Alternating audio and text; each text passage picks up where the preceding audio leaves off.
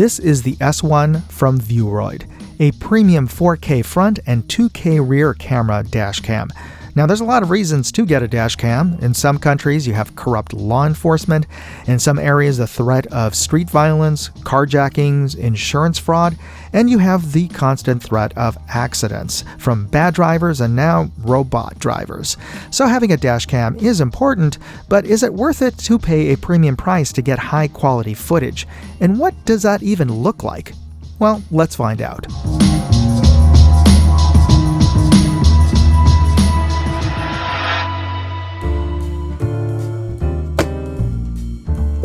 Let me start with a quick unboxing, and then let's just see the contents of the box.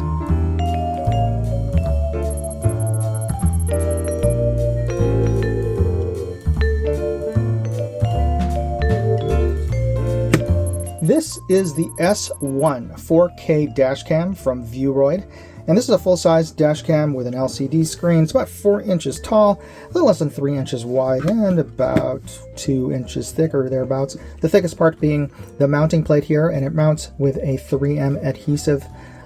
And this plate can slide off to allow you to take the unit off once you have this mounted on to your windscreen. This plate also contains some additional ports. There's a direct power jack here, and it does come with a lighter adapter to go to, I believe, about a 4mm jack. I don't know that. Don't quote me on that exact number, but it's a pretty small jack. And it has a port for the rear cam and a secondary cam. If you want to set up a camera inside of your cabin, you can set that up. It doesn't come with an interior cam, but it does come with a rear camera, and this is the unit. It comes with about a 10-12 foot cable that attaches to it, and both of these camera lenses are articulating, so you can adjust the angle of the view of your camera. It also mounts with its own adhesive strip here. Now, interestingly, and this is rare to find in a lot of dash cams, it comes with a circular polarizing filter that slips over to the front of this. That's a really nice accessory to have. I've hacked my my other dash cams that don't come with this with some circular polarizing film. It's great that it does give you the option of a polarizing filter. That gives you a much reduces glare and makes reading license plates much easier. Now, it has a full-sized, or for dash cams, a full-sized LCD screen that shows you the view of the camera as well as your menus. Menu buttons are pretty clear, up and down for selecting, for moving your highlight. The select button is in the center for whatever you choose to change, and this also functions. If you hit that, you can manually start a recording. These other buttons have other functions while the dash cam is running, like turning on and off the microphone, the Wi-Fi. This is your menu and back or go back one menu item button, and this changes your view of what's on the LCD screen. If you have your rear camera attached, you can switch between front and rear view, as well as a combined view with an inset for the rear camera. The left side has a slot for your SD card. Does not come with one. I've dropped in a 256. I don't know if you like to have your GPS or not. Let me know in the comments. The upside is if you're monitoring your family members who are driving, like if you have teenagers, it will record what the speed is when you have the GPS on. So there you go. But the important thing, regardless of all the features, is how good is the footage that it takes, because this thing claims to have very good or AI enhanced license plate reading, especially at night. Well, we're going to find that out next. The S1 is designed to mount directly onto your glass windshield, either directly behind or next to your rear view mirror.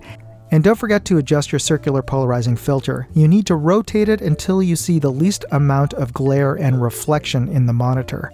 It's not really designed to be a dash top monitor and doesn't come with any hardware for that. Let me know where you like to place your dash cam. The rear camera mounts similarly with an adhesive strip directly onto your rear glass, and then you'll snake the cabling, preferably around your cabin roof liner.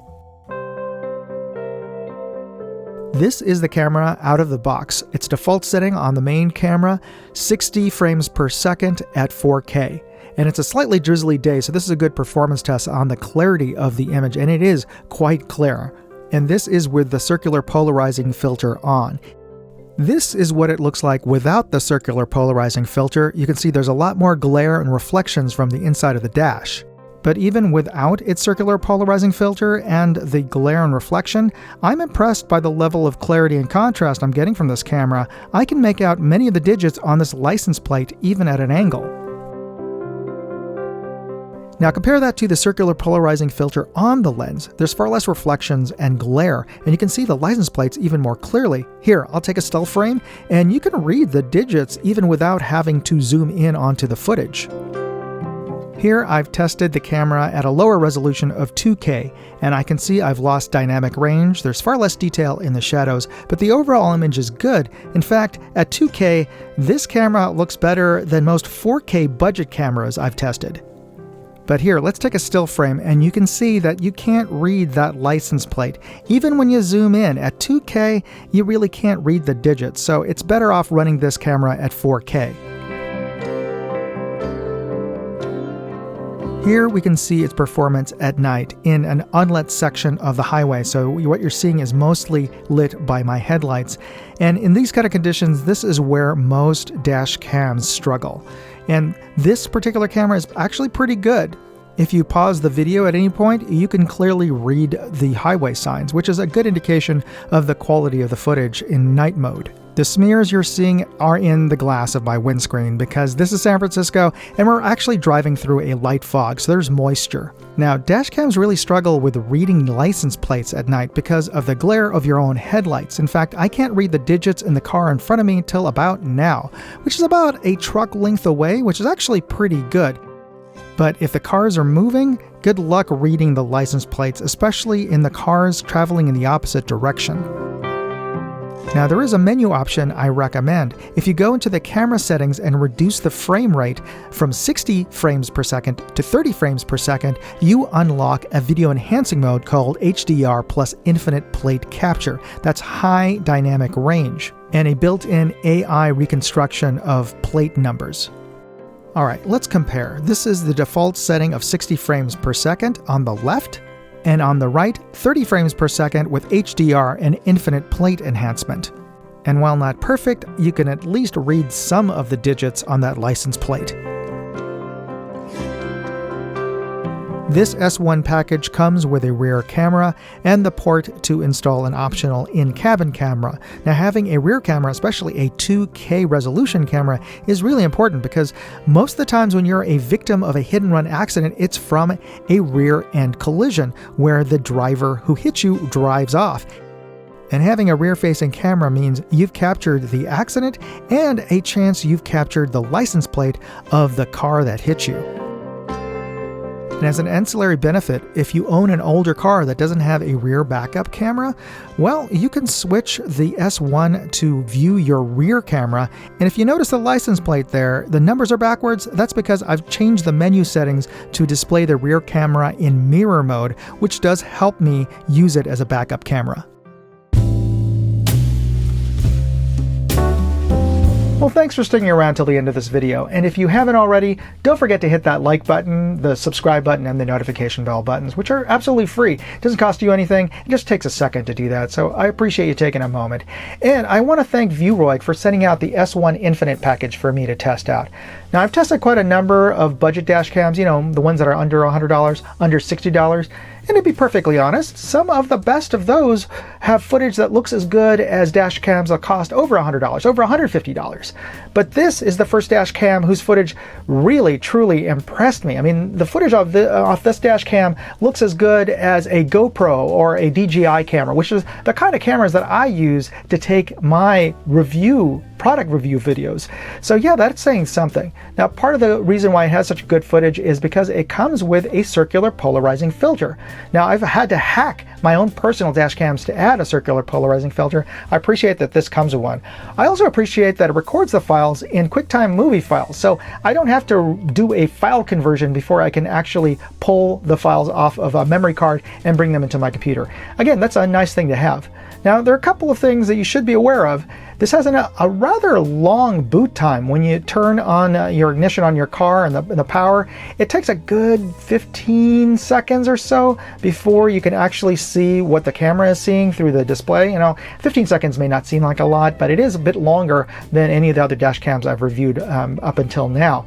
And the other thing that you should be aware of is that if you change any of the resolution settings, it forces you to reformat your entire SD drive, or SD card. So be sure that you pull off any of the files that you need on that SD card before you change the resolution, because it's going to reformat them. Again, these aren't deal breakers, or really minor pet peeves. Now, the one might be a deal breaker is perhaps the premium price. This is probably the most expensive dash cam I've ever reviewed, with a street price around $350, $360, which is quite a bit more than I've paid for my own personal dash cams. But considering that the kind of footage that you're getting, the ability to see license plates, to read license plates much better than any of the other dash cams I've ever used, my own personal ones, better than my own personal ones, that's saying something, and that is an important thing to have. I mean, what good is a dash cam if at the end of the day you can't actually read license plates? Yeah, I think it's worth it. Now, do you think a dash cam this expensive is worth it? Let me know in the comments. But if you are interested in picking this up, I've included product links as well as more information in my full written review at moondogindustries.com. You'll find a link to that article in this video's description. Anyway, you drive safe with a dash cam.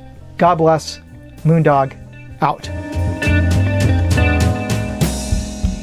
Hey, I'd like to know what you thought of this video. Leave me a comment or chat with me on Facebook, Twitter, TikTok, MeWe, Instagram, or Locals. And if you want to see all of my videos, go to moondogindustries.com.